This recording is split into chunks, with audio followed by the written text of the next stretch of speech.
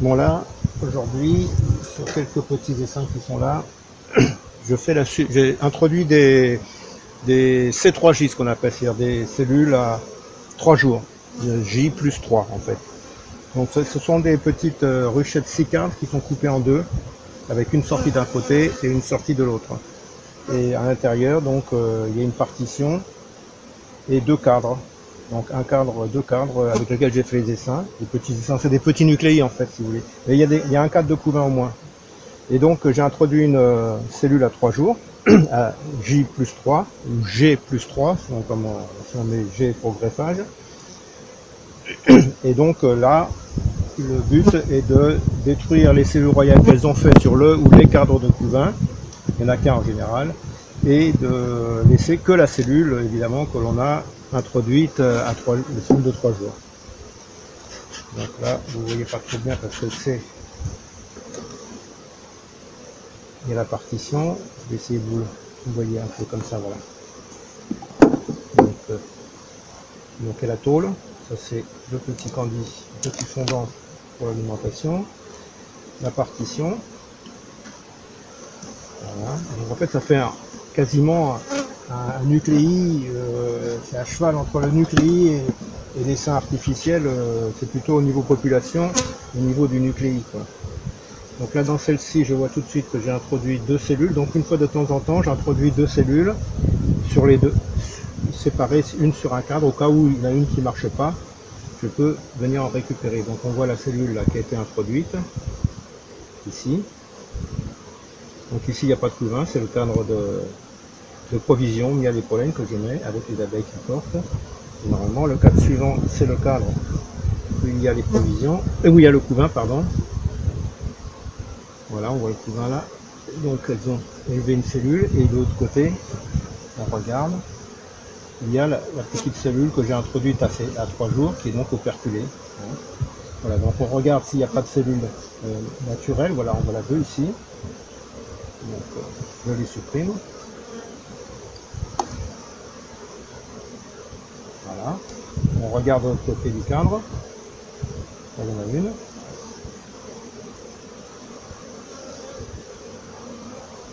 On voit la différence entre les cellules de sauveté qui sont plus petites parfois, parce qu'il n'y a pas beaucoup d'abeilles. Voilà, donc là ici, c'est bon, je vérifie, il n'y en a pas d'autres. Donc je sais que sur ce petit nucléi, j'appelle ça du nucléi quand même parce que c'est faible, c'est petit, il y a deux cellules, donc j'en ai une en rab en plus, au cas où dans les suivantes, elles aient détruit la cellule à 3 jours, ou que la cellule à 3 jours, J plus 3, n'ait pas fonctionné. Voilà, la partition, le petit pan de fondant, le nourrisseur de l'autre, voilà, les abeilles qui sont encore accrochées certainement dessous. Voilà, je remets celle-là je l'ai fait tout à l'heure avant de prendre des photos, j'ai fait les autres en ligne comme ça, donc j'ai pensé à faire les vidéos entre temps. Voilà. Et voilà. Et là donc est noté sur les deux demi la souche qui a été introduite comme cellule de plus de 3 jours, de J plus 3. Voilà. Donc je passe à la suivante. Je vais me faire sur le côté pour que vous puissiez bien voir.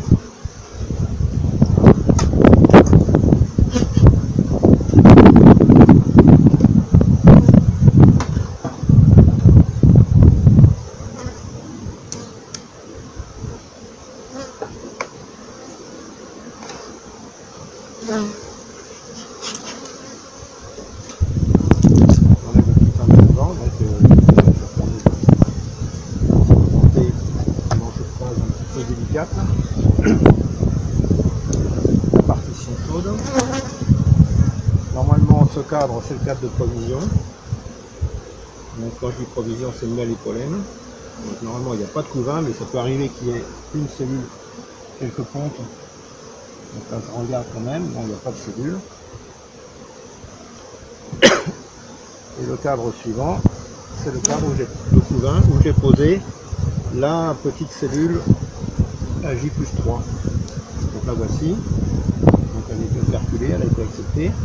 Et tout autour, elles ont construit ici des cellules sauvages, vous voyez, qui ne sont pas operculées, bien entendu, puisque celle-ci, elle sort d'une éleveuse, donc elle a quelques jours d'avance. Donc je détruis celles qui sont élevées. Voilà. Voilà. Je vérifie qu'on n'est pas. Voilà, encore ici. Voilà. Voilà.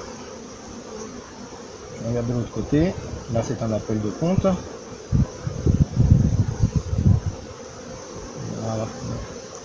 Voilà, il n'y a pas de... Et pas ici, j'ai une cellule qui marche bien, qui est jolie. En général, les cellules introduites par cette méthode à J+3 sont très belles.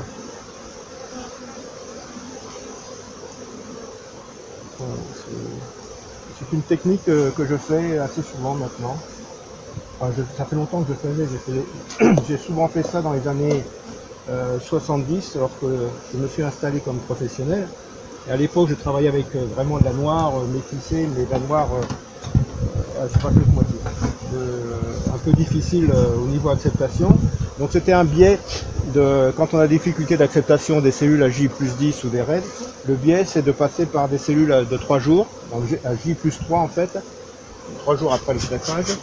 C'est-à-dire, en général, elles sont acceptées, le taux d'acceptation voisine les 98%, 95%. C'est vraiment une très bonne acceptation.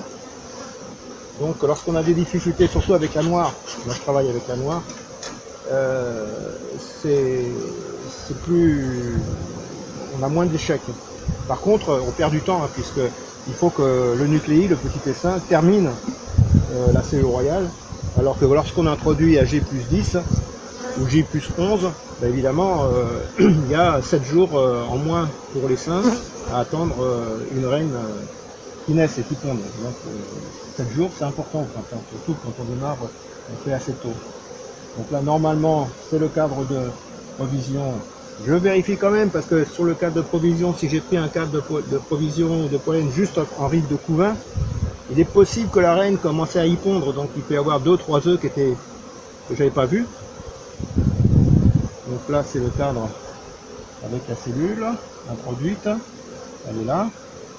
On rapproche. Donc la voilà, avec le porte-cul unico. Elle a bien été intégrée par les abeilles dans le rayon. Là, j'avais bien enfoncé. Donc là, ici, je détruis les cellules qu'elles ont faites elles. Souvent, elles font les cellules autour. C'est normal, si on le met dans le couvain, ou dans le couvain ouvert, on fait une brèche, donc ça fait un peu comme les vieilles méthodes millaires où l'on découpait du rayon de couvain ouvert pour favoriser l'élevage. Là, ici, voilà. Donc en fait, on fait un petit avec moi, je fais ça avec un couteau recourbé. Je coupe qui a été recourbé de la dimension qu'il faut. Et hop, je fais une petite place pour mettre ma cellule. Voilà. Donc théoriquement, là, il y a encore quelques larves, mais elles sont très très grosses, mais elles pourraient élever dessus, mais comme celle-ci devrait naître avant, il n'y a pas trop de soucis. Là en fait je vérifie 2 jours avant, j'aurais dû attendre 2 jours, mais les 2 jours qui viennent, ils annoncent un très très mauvais temps, et on a eu quasiment une semaine de Mistral, et aujourd'hui c'est la journée où le Mistral s'arrête. Donc en général, quand le Mistral s'arrête, après, il peut très bien avoir un épisode pluvieux. Voilà, je reconstitue, je remets la partition. Donc en fait, dans ces petites ruchettes que j'appelle des 6-2, donc 6 divisé par 2 avec la partition au milieu, je mets les 2 cadres, il y a 2 partitions chaudes en rive, et les 2 cadres peuplés contre la tôle qui fait la séparation.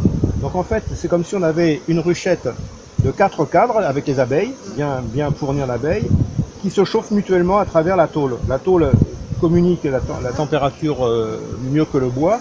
Donc en fait, on a comme si on avait un petit essaim de 4 cadres bien peuplés qui se chauffent mutuellement. Et on a une cellule royale que je mets sur les cadres qui sont contre la tôle. Voilà. Donc en général, ça marche très bien. Je le conseille pour les débutants en élevage de rennes qui ont des problèmes d'acceptation, lorsqu'ils introduisent des cellules à J10 ou J+10 ou J+11, ou des reines, des problèmes d'acceptation de reines. C'est une méthode qui permet de pallier les difficultés d'acceptation lorsqu'on ne maîtrise pas bien cette situation-là. Des fois, la maîtrise, c'est pas une question d'apiculteur, c'est une question du cheptel lui-même pour les débutants. Les cheptels sont pas homogènes, on a acheté des ruches à droite à gauche, on a récupéré des essaims sauvages. Donc au niveau génétique, c'est un petit peu, j'enlève la pierre pour que vous voyez, c'est un petit peu hasardeux, un peu hétérogène. Donc des fois ça marche, des fois ça marche pas. Au niveau acceptation, ça c'est classique les premières années. Faut pas s'inquiéter. Donc là je passe, je finis ici, donc j'ouvre. Je vais voir si je peux pas rapprocher la vidéo, la caméra.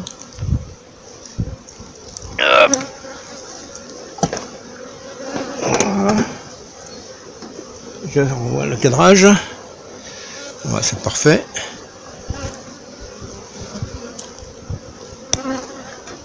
Donc nous voilà à rapprocher, enfin vous voilà à rapprocher. C'est une question de micro, je vous entendrai mieux. Moi en fait je n'ai pas d'appareil du tout, je fais ça avec un smartphone, un peu à la bricole. J'enlève le fondant. Celui-ci est un peu plus faible, mais vous savez, quand j'ai fait les effets, ça a fui. J'ai eu une fuite d'abeilles. Ça arrive. Des fois qui bouge. Voilà. Donc là, ça va être un peu plus faible mon abeille. Elle était dans le camion. Donc je regarde. Ça, c'est le cadre de provision. Il est bien fourni. Et je regarde le cadre de couvain. Voilà, la population est un peu juste, mais la cellule est là. Vous voyez, elle est bien, je ne sais pas si vous voyez, mais elle est operculée, pas de souci. Et il y a des sauvages que je vais détruire ici et ici. Voilà, on va prendre de l'autre côté pour voir. Ici il y en a une. Voilà, une petite angle là, il faut bien faire attention. Là, il n'y en a plus. Voilà, donc je remets ma humidité. Voilà.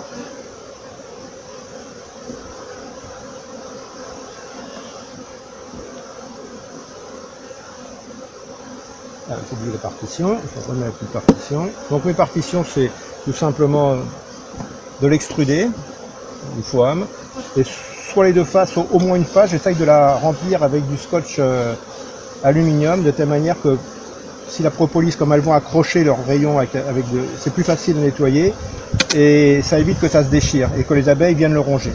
Donc en général, je les mets toujours en rive, serré contre la rive, voilà, comme ceci. Le pain de fondant. Voilà. On passe à la suivante.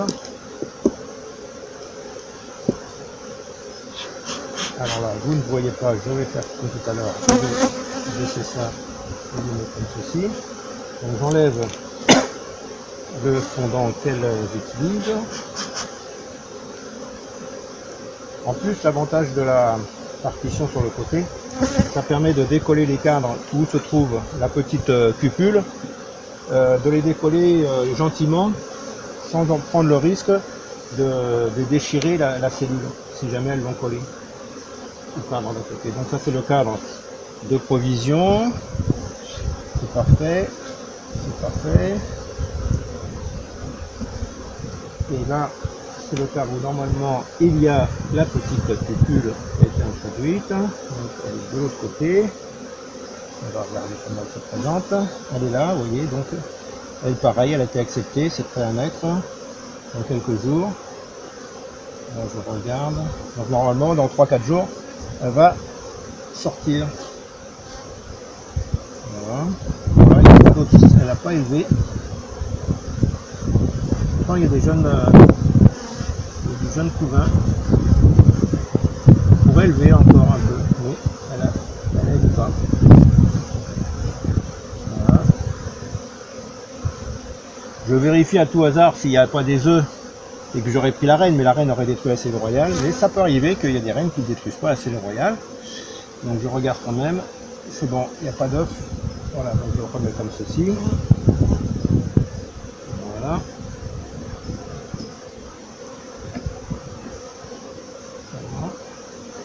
La petite partition. Là, ici. Vous voyez, le problème quand c'est pas, quand il n'y a pas l'aluminium, ici elles ont construit contre le styrodure, et donc c'est à force au début des années de le défaire. Là, il est presque neuf, il doit avoir 2-3 années, mais il se ronge, elle le ronge doucement. Voilà, le petit fondant, voilà, de nourrisseur, voilà, voilà.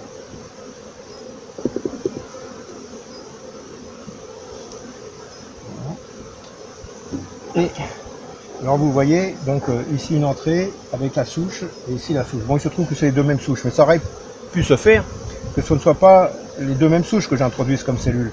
Donc j'ai des petits repères, ici j'ai deux petits traits, et j'ai les deux mêmes petits traits qui sont sur le corps, de telle manière que j'inverse pas le toit et que je me trompe, que je fasse une erreur. Donc voilà. Et ici j'ai mis une couleur, peu importe la couleur. Je sais que j'ai pas à écrire ici et que c'est bien sur l'entrée qui est là de ce côté-là et l'autre c'est de ce côté-là. J'aime bien ce petit système. L'inconvénient que ça a, c'est lorsque la reine va pondre, il va falloir la chercher pour la marquer. On cherche une reine sur un grand cadre. C'est un peu plus difficile à trouver que sur des petits cadrons. Mais avec l'habitude, on y arrive quoi. Bon, moi je commence à vieillir maintenant. Alors je ne sais pas si c'est pas ma dernière année vraiment intensive, puis je vais passer à une vitesse beaucoup plus de 4e âge. Mais j'y arrive encore avec des bonnes lunettes et un bon soleil et une belle journée. Voilà. C'est une petite méthode de 3 jours, là, des cellules de 3 jours que j'utilisais beaucoup à mes débuts dans les années 70. Dans les années 70, là, milieu des années 70, où j'avais des problèmes d'acceptation, soit parce que j'étais débutant, soit parce que je pense que j'avais un cheptel comme tout débutant, fait avec des essaims naturels, avec des ruches achetées à droite à gauche. Je maîtrisais pas trop bien la génétique, la sélection, donc mon cheptel était un petit peu très hétérogène, et donc j'avais parfois des bonnes acceptations, des fois des mauvaises acceptations. Et puis après, avec le temps, on s'améliore, et puis on améliore son cheptel. Après, rapidement, on n'achète plus d'essaims, on fait tout ses propres abeilles à soi, on n'en récupère plus d'essaims naturels, et on homogénéise son cheptel. Voilà. Et donc, on homogénéise son cheptel en fonction de sa façon de travailler, et surtout en fonction de comment on travaille soi-même. Ça va être différent avec un autre apiculteur. Voilà, c'est comme ça, mais c'est tous les éleveurs, c'est comme ça, et c'est l'apiculture, quoi. Un tel va tailler ses arbres fruitiers d'une certaine façon, l'autre va les tailler autrement. L'homme qui travaille compte pas mal dans la façon dont est conduite une exploitation. Voilà, allez.